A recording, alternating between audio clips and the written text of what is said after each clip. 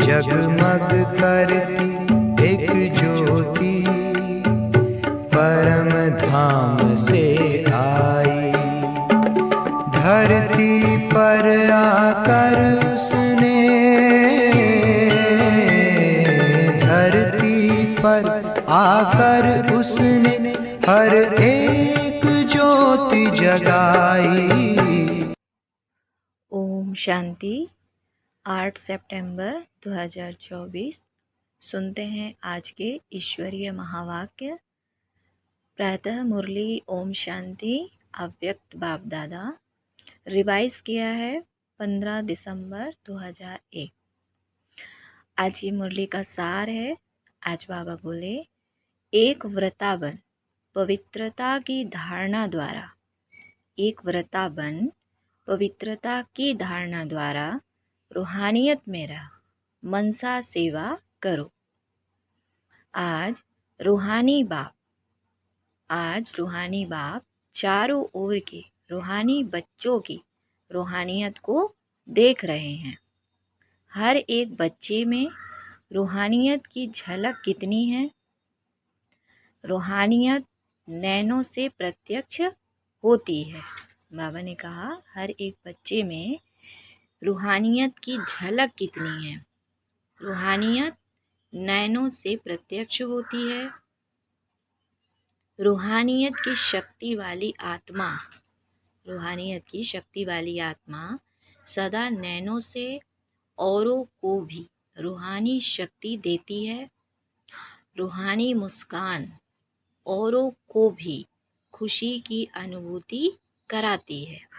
रूहानी मुस्कान, बाबा ने कहा, औरों को भी खुशी की अनुभूति कराती है।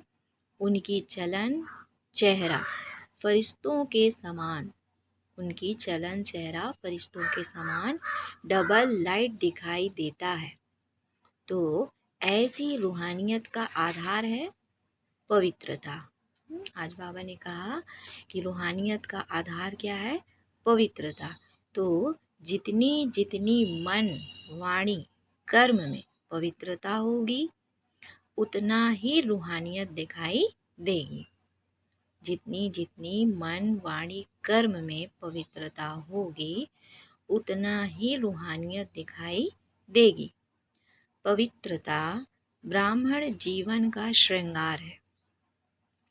पवित्रता ब्राह्मण जीवन का श्रृंगार है। पवित्रता ब्राह्मण जीवन की मर्यादा है। पवित्रता ब्राह्मण जीवन की मर्यादा है।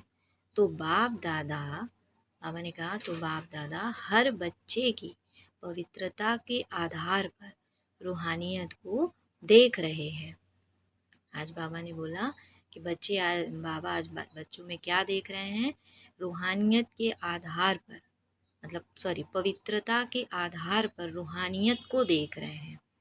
रूहानी आत्मा इस लोक में रहते हुए भी अलौकिक फरिश्ता दिखाई देगी, है ना। रूहानियत की विशेषताएं जो आज बाबा ने बताई कि रूहानी आत्मा इस लोक में रहते हुए भी अलौकिक फरिश्ता दिखाई देगी, है ना। रूहानियत का आधार क्या है? पवित्रता, और पवित्रता ही ब्राह्मण जीवन की मर्यादा है। फिर आज बाबा ने बच्चों को वरदान दिया, ईश्वरीय संग में रह, ईश्वरीय संग में रह, उल्टे संग के वार से बचने वाले सदा के सत्संगी भव। ईश्वरीय संग में रह, उल्टे संग के वार से बचने वाले सदा के सत्संगी भव। डिटेल है, कैसा भी खराब संग हो, बाबा कहते कैसा भी खराब संग हो, लेकिन आपका श्रेष्ठ संग उसके आगे कई गुणा शक्तिशाली है ना। इसीलिए बाबा ने कहा ईश्वरीय संग के आगे वह संग कुछ भी नहीं है, सब कमजोर है। लेकिन जब खुद कमजोर बनते हो तब उल्टे संग का वार होता है। जब खुद कमजोर बनते हो तब उल्टे संग का वार होता है। जो सदा एक बाप के संग में रहते हैं, अर्थात सदा के सत्संगी है ना, एक शिव बाबा दूसरा ना कोई।